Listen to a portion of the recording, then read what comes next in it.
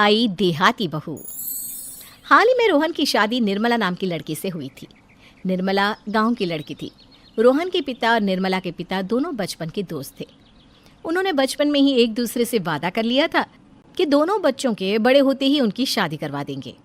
इसलिए वादे के अनुसार रोहन के पिता निर्मला को अपनी बहू बनाकर घर ले आते हैं। निर्मला अपने साथ अपनी गाय भी लेकर आ जाती है और उसे घर के आंगन में बांध देती है। अरे ये क्या माँ, भाभी तो गाय भी लेकर आई है हमारे घर में।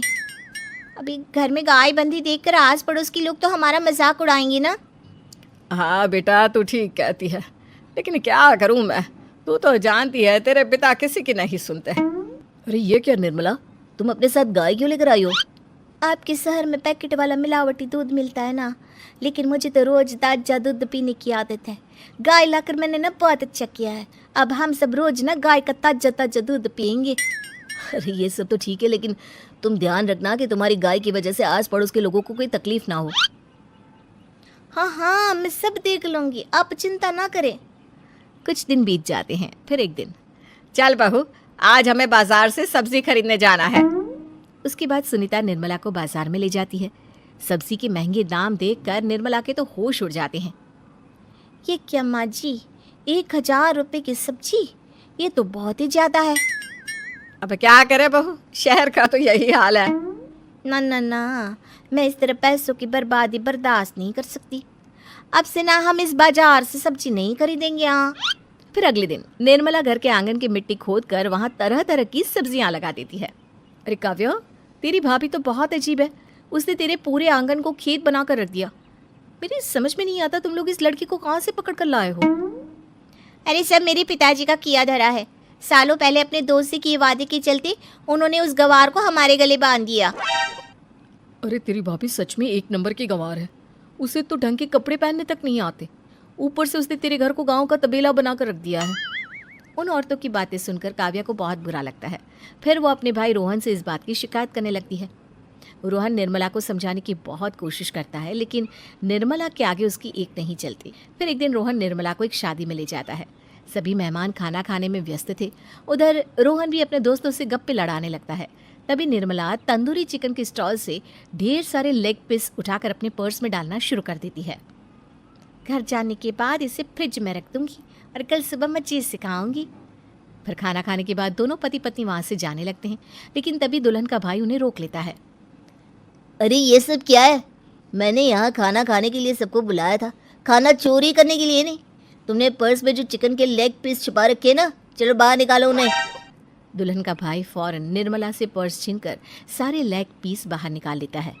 मैंने इतना खर्चा करके खाने पीने का इंतजाम किया है और तुम हो कि यहाँ से खाना चोरी करके ले जा रही हो? शर्म आनी चाहिए तुम्हें। वहाँ मौजूद सभी लोग निर्मला को भला बुरा कहने लगते हैं।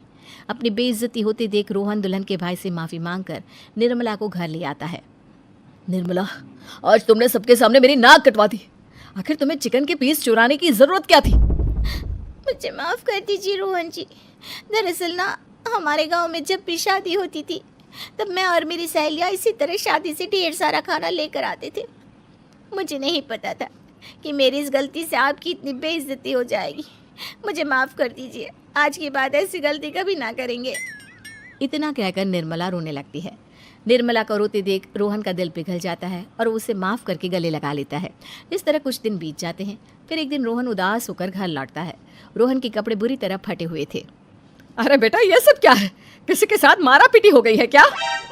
नहीं माँ, आज हमारी ज़िंदगी का सबसे बुरा दिन है। म्यूनसिपालिटी वालों ने हमारी दुकान तोड़ दी। आज से हमारी आमदनी पूरी तरह बंद हो गई। हे भगवान, हमने तो किस्त पर ढेर सारा सामान ले रखा है। अब हम सारे सामान की किस्त कैसे चुकाएंगे? मेरी तो सोचने समझने की शक्ति ही खत्म हो गई। पता नहीं आगे हमें और कितनी मुसीबत झेलनी पड़ेगी। आप सबको ना चिंता करने की जरूरत ना है, मैं सब ठीक कर दूंगी। तो कहना क्या चाहती है बहू? हम ना बोल कर नहीं, बल्कि करके दिखाएंगे। हाँ। उसके बाद निर्मला अपने पिता को फ़ोन करके गांव से 5 गाय मंगवा लेती है और फिर अगले दिन निर्मला सभी गायों का दूध निकाल कर बड़े बर्तन में भर लेती है। तुम ये सब क्या कर रही हो निर्मला? मेरी तो कुछ समझ में नहीं आ रहा। हम ना इन गायों का दूध बेचने जा रहे हैं, उसके बाद हमारे पैसों की समस्या खत्म हो जाएगी। हे भगवान, बस यही दिन देखना बाकी रह गया था। भाभी दूध वाली बनकर दूध बेचेंगी तो मोहल्ले में इज्जत क्या रहेगी हमारी? सभी लोग हमें तरह तरह की ताने मारेंगे। आप ना ऐसी बेकार की बातें ना करो काव्या जी। जब जेब का पैसा और पेट की रोटी छिन जाती है तो इंसान पहले अपने और अपने परिवार के बारे में सोचता है। और वैसे भी जिस काम से हमारा घर चले उसकी कभी ना बुराई नहीं करनी चाहिए। फिर निर्मला दूध के 2 बड़े बर्तन साइकिल के दोनों तरफ लटकाकर मोहल्ले में घूमने लगती है। दूध ले लो, दूध, गाय का ताजा ताजा दूध ले लो,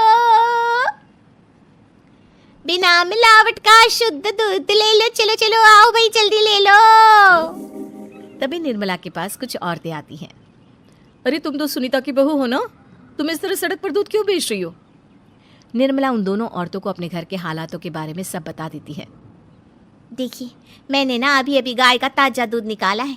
आप सब तो रोज पैकेट का दूध पीती हो, आज गाय का ताजा दूध पी कर देखिए, इसकी ना बात ही कुछ और है। हाँ बहू, मुझे तुम्हारी बात समझ में आ गई। लाओ मुझे 2 लीटर दूध दे दो। उस औरत की देखा देखी बाकी औरतें भी निर्मला से दूध खरीदना शुरू कर देती है। थोड़ी ही देर में निर्मला सारा दूध बेचकर ढेर सारे पैसे इकट्ठे कर लेती है। उसके बाद निर्मला घर जाकर सारे पैसे अपनी सास को पकड़ा देती है। अरे बहू, इतने सारे पैसे! सच में तेरा आइडिया तो काम कर गया। अरे माँ जी, आप तो बस देखती जाइए, कुछ ही दिनों में मैं अपने घर की सारी समस्या खत्म कर दूंगी। हाँ। फिर अगले दिन से निर्मला गायों के गोबर से ढेर सारे उपले तैयार करके बेचना शुरू कर देती है। निर्मला को पैसे कमाते देख रोहन के अंदर भी हिम्मत आ जाती है और वो भी दूध बेचने का फैसला करता है। निर्मला के कहने पर उसके पिताजी कुछ और गायों का बंदोबस्त कर देते हैं। इस तरह दोनों पति पत्नी मिलकर दूध बेचना शुरू कर देते हैं। कुछ ही महीनों में उनका दूध का व्यापार खूब फल फूल जाता है। इसके चलते रोहन एक बड़ी दूध की डेयरी भी खोल लेता है। पिताजी, जब आपने निर्मला से मेरी शादी करवाई थी तब मैं मन ही मन आपको कोसा करता था, लेकिन आज मेरी समझ में आया कि आपका फैसला बिल्कुल सही था। आज अगर निर्मला ना होती तो पता नहीं हमारा क्या हाल होता। हाँ बेटा, तू ठीक कहता है, हमारी बहू ने तो हमें उजड़ने से बचा लिया। भगवान ऐसी बहू सबको दे। इस तरह निर्मला की समझदारी के चलते सब कुछ ठीक हो जाता है और वो सभी हंसी खुशी अपना जीवन जीने लगते हैं।